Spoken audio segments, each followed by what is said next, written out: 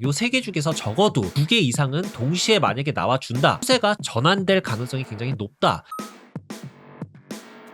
네, 여러분 반갑습니다. 트레이더 원입니다. 제가 2월 초부터 70K 구간이 좀 강력한 심리적 지지 구간이라고 말씀을 드렸었고, 결국에는 깨지고 내려왔었습니다. 그리고 그 뒤로 70K, 여기 70K 구간대 여기를 뚫고 안착을 해주면 좋은데 그럴 만한 힘이 아직은 보여지지 않는다라고 말씀을 드렸었습니다. 서울 연휴 동안에도 마찬가지였고, 거의 2주 가까이 70K 구간을 돌파하기 위한 시도는 좀 있기는 했습니다만 결국에는 안착을 하지는 못했고, 자, 이게 무슨 소리냐면 신규 자금들이 아직 유입이 안 되고 있다라는 이야기로 해석을 할 수가 있습니다. 제대로 된 상승장이라고 하면은 조정이 오더라도 바로 매수세가 좀 붙는 경우가 많은데, 지금 장은 반등을 치면 매도를 하고 그러다가 또 반등 치면 또 매도를 하고 이런 패턴을 지금 반복하고 있는 상황이에요. 전형적인 트레이딩 장세 패턴이다, 이렇게 좀 볼 수가 있습니다. 1시간 기준으로 본다라고 하면은 패럴렐 추세선으로 한번 볼게요. 이렇게 지금 하락 추세가 아직은 끝나지 않은 것으로 보여지고 있고요. 이 하락 추세가 일단 끝나려면은 요 구간대를 일단 뚫고 올라줘야 됩니다. 과거도 우리가 좀 본다라고 하면은 여기서도 마찬가지죠. 이렇게 하락 추세를 보이고 있다가 이 구간대를 일단 뚫고 나서 상승을 좀 보여주긴 했었고, 요때도 하락 추세가 이 구간대를 이제 뚫어줬을 때 상승세로 이제 전환을 하게 했었는데, 주봉 기준으로 봤을 때 저는 이 구간대를 일단은 지지 구간대로 보고 있습니다. 63K에서 58.8K 구간대인데, 월봉 기준으로 똑같이 좀 본다라고 하면은 5만 달러 구간대까지는 빠질 수 있다라는 시나리오가 충분히 지금 좀 열려 있다. 지금 만약에 반등을 쳐주면 물론 더 좋겠지만 못 쳐줄 경우에는 하락세가 좀 이어질 가능성이 있다라고 보고 있습니다. 그래서 지금 시장에서 중요하게 보는 거는 크게 세 가지 정도로 줄 수가 있어요. 그게 뭐냐면은 첫 번째로는 요 구간 있죠. 70K 구간. 이 70K 구간을 일단 뚫어줘야 됩니다. 그리고 그 위로 이제 안착을 해줘야 돼요. 트레이더들 같은 경우에는 2, 3일 동안 지지를 해주면서 일봉 마감을 하면 가짜 돌파일 확률이 적다라고 보고 상승 전환인지 판단하기가 좀 더 명확해질 것이라고 보고 있어요. 그래서 그런 근거 중에 하나가 될 수가 있다. 두 번째로 기관들의 자금 움직임입니다. 특히 ETF 자금이 순유입으로 완전하게 들어오고 있는지를 보는 것이 굉장히 좋아요. 저 같은 경우는 이제 코인글라스라는 이 사이트를 자주 활용을 해요. 코인글라스 보시면 여기 두 번째 시장이라고 나와 있습니다. 시장, 그 다음에 기관 있죠. 비트코인 ETF, 요거를 보시면 돼요. 밑으로 내려가서 요걸 보시는 게 좀 편하실 수가 있어요. 여기 보시면 아직 순유입보다는 아웃플로우로 지금 빠져나가고 있는 모습이 더 많죠. 2025년 4월달부터 여기 계속 순유입이 됐던 구간이 7월달까지 순유입 구간이 있었죠. 이걸 차트랑 좀 비교를 해볼게요. 기관들의 자금들이 들어왔을 당시에 그때가 비트코인이 이렇게 좀 상승세를 보였었던 이 시기였어요. 자, 지금은 아직까지는 기관들 자금이 유입되고 있기보다는 빠져나가는 자금들이 상대적으로 좀 많다. 아직까지는 좀 상승을 하기에는 부족한 점들이 있다. 이렇게 좀 볼 수가 있어요. 그리고 마지막으로 세 번째가 뭐냐면은 미국의 거시적인 이슈들이랑 지표들을 좀 잘 봐야 합니다. 리스크 온 분위기를 주는지 아니면은 리스크 오프 분위기를 좀 조성을 하는지. 리스크 오프라고 하면은 매도 신호라고 우리가 해석을 할 수 있겠죠. 자, 제가 방금 말씀드린 70K를 뚫어준다. 그리고 안착을 해준다. 두 번째가 기관들의 자금 유입이 있다 없다. 그리고 세 번째 거시적인 이슈들, 그런 것들에 의해서 리스크 온 분위기인지 리스크 오프 분위기인지, 요 세 개 중에서 적어도 2개 이상은 동시에 만약에 나와준다라고 하면은 추세가 전환될 가능성이 굉장히 높다, 해석을 할 수가 있어요. 전반적으로 시장 분위기를 보면은요, 상승 전환 시점도 아니기는 하지만 그렇다라고 해서 완전히 시장이 끝났다라고 볼 수도 없는 시점인 것도 맞습니다. 물론 아직까지는 단기적인 하락 추세가 계속 이어지고 있습니다만 완전히 시장이 붕괴되었다고 볼 수 있는 정도는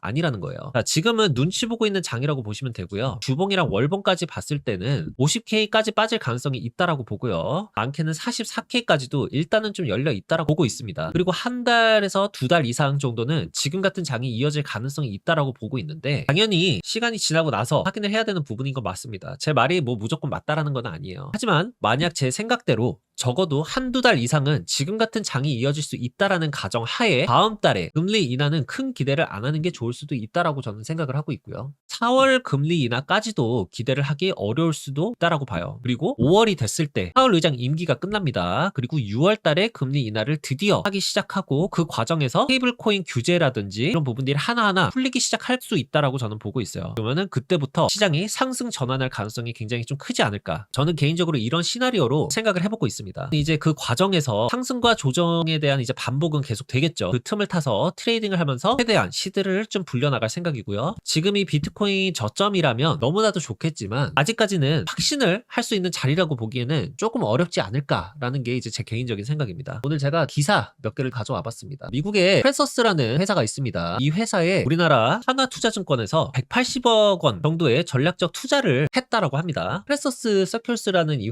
회사는 디지털 지갑이랑 RWA 기술을 개발하는 그런 회사라고 보시면 돼요. 하나투자증권에서 받은 180억 원으로 기업들이랑 기관들을 위한 지갑 시스템이랑 RWA, 그러니까 실물 자산을 토큰화를 시키는 그런 플랫폼을 지금 개발 중에 있고요. 그리고 온체인 금융 워크플로우를 확장해 나가는데 사용이 될 것이라고 합니다. 저는 지금 이 기사를 보면서 어떤 생각이 좀 들었냐 하면 앞으로 한국에 있는 증권사들이 우리 같은 고객들을 대상으로 더 많은 디지털 자산 서비스를 계획하고 있다라고 지금 보고 있습니다. 증권사들 뿐만이 아닐 수도 있겠죠. 우리나라에서도 금융사들이 웹3 인프라에 대한 직접 투자를 하기 시작했다라고 해석을 하고 있습니다. 금융사들 입장에서 블록체인 기술들을 자체 서비스에 도입을 하려는 그런 움직임으로 볼 수 있지 않나, 좀 그렇게 보고 있어요. 우리나라에서도 이제 개인 지갑들을 통해서 금융 거래를 하고 이런 시대가 조만간 올 것이라고 본다라고 말씀을 드렸는데, 그런 거를 이제 준비를 하고 있다라고 저는 이제 개인적으로 좀 보고 있습니다. 두 번째 이슈도 한번 볼 텐데요. 레저랑 캔턴 네트워크, 여기서 이제 파트너십을 맺었어요. 레저가 캔턴 네트워크의 슈퍼 밸리데이터로 승인이 됐다는 내용이 지금 올라온 거예요. 캔턴 네트워크 코인이 또 있습니다. CC 코인이라고 있는데, 이 프로젝트 같은 경우는 이제 디파이랑 RWA 섹터라고 보시면 되는데, 기관들을 위한 프라이빗 블록체인 네트워크라고 좀 보시면 됩니다. 이더리움이라든지 솔라나처럼 일반적인 이제 디파이 체인이 아니고요. 금융기관들이 실제로 실물 자산, 증권, 그리고 채권 이런 것들을 토큰화를 시켜서 거래를 하기 위해서 만들어진 블록체인이 바로 이 캔턴 네트워크라고 보시면 됩니다. 중요한 거는요, 이 네트워크에 이미 나스닥도 들어가 있고요, 골드만 삭스도 들어가 있고, BNY 멜론도 들어가 있고, 그리고 DTCC까지 들어가 있습니다. 이 DTCC가 들어가 있다는 게 굉장히 좀 중요해요. DTCC는 미국 금융 시스템에서 핵심 중에 핵심이라고 좀 보시면 됩니다. 미국의 주식시장이라든지 채권, 그리고 파생상품 같은 것들 대부분이 이 기관을 거쳐야 하기 때문에 이제 한국으로 치면은 예탁 결제원 정도로 이제 보시면 될 것 같습니다. 레저는 글로벌 하드웨어 지갑 1위 기업이에요. 이 회사가 캔턴 네트워크의 슈퍼 밸리데이터가 되었다라는 건 뭐냐면은 네트워크 보안이랑 운영에 핵심적으로 참여를 하겠다, 지금 요 내용입니다. 슈퍼 밸리데이터라는 게 또 뭐냐, 생각보다 좀 단순해요. 블록체인 내에서 거래를 했을 때 공증을 해주는 역할을 합니다. 회사를 기준으로 제가 비유를 해드리자면 일반 직원이 아니라 결제 도장을 찍어주는 그런 중요한 역할이라고 보시면 됩니다. 한마디로 이 캔턴 네트워크 내에서 기관들이 실물 자산을 토큰화를 해서 거래를 할 때 거래 이상은 없는지, 조작된 건 없는지, 이런 것들을 확인을 해서 통과를 시켜주는 역할을 한다는 거예요. 그거를 이 레저가 해준다는 겁니다. 레저 중에서는 프로덕트를 보시면은 여기 레저 플렉스가 나와 있는 것들 중에 제일 괜찮거든요. 만약에 이 레저 상품들을 보신다라고 하면은 이걸로 보시면 됩니다. 이 보안 전문 기업 이 레저가 미국 주식 결제를 담당하는 DTCC, 그리고 미국 대표 증권 거래소 나스닥, 이렇게 세 가지 기관이 같은 블록체인 네트워크 안에서 좀 움직이고 있다라는 게 굉장히 중요한 포인트라고 좀 봐요. 엄청 큰 호재 이슈입니다. 맞아요. 근데 그것 때문에 지금 바로 캔턴이라는 이 코인이 단기적으로 펌핑을 하지는 않을 겁니다. 저는 이제 그렇게 보고 있고요. 장기적으로 정말 큰 호재 이슈는 맞아요. 특히 이 레저라는 이 기업에 대한 호재 이슈도 맞습니다. 우리나라에서도 이 보안 지갑 사용에 대해서 굉장히 중요하게 생각하는 시점이 저는 올 거라고 보고 있는데, 저는 특히 좀 요 기사가 눈에 좀 들어왔던 기사입니다. 사건 들어보신 분들은 아실 거예요. 검찰에서 좀 압수를 했던 비트코인 320개를 해킹을 당했다가 설날에 범인이 스스로 반납을 했다, 요렇게 좀 기사가 나왔어요. 이게 말이 좀 안 되거든요. 내부자 소행일 가능성이 크다 나와 있는데, 제가 개인적으로 봤을 때는 이거는 100% 내부자가 맞습니다. 이거를 KYC 인증한 거래소를 통해서 현금화를 시키지 않는 이상 범인을 잡기는 굉장히 힘든 거거든요. 근데 그 범인이 스스로 갑자기 반납을 했다라는 게 제 입장에서 봤을 때 말 같지도 않은 소리죠. 블록체인 지갑을 해킹했을 정도의 실력자가 스스로 320억 원이라는 돈을 고스란히, 그것도 설날에 갑자기 반납을 했다라는 게 말이 안 되잖아요. 그쵸? 검찰에서 압수를 해서 관리를 한다라고 했을 때는 적어도 검찰에서 멀티시그 지갑을 활용하는 것이 맞다라고 봅니다. 멀티시그 지갑이라는 건 뭐냐면요, 여러분들이 지갑을 만드실 때 프라이빗 키라는 게 나와요. 그러면 이제 보안 문구 같은 것들이 12개가 됐던 24개가 됐던 이게 나옵니다. 그쵸? 한 사람한테만 나오는 거면은 이 거래를 승인할 수 있는 권한은 한 사람에게만 주어져요. 멀티시그 지갑이라는 것은 뭐냐면은 멀티 시그니처 지갑입니다. 두 사람 이상이 승인을 해줘야 돼요. 이것 것도 설정을 할 수 있습니다. 만약에 3명을 지정을 해놓고 3명이 다 승인을 해야지만 결제가 이루어진다라고 하든가 아니면은 5명을 지정을 해놓고 5명 중에서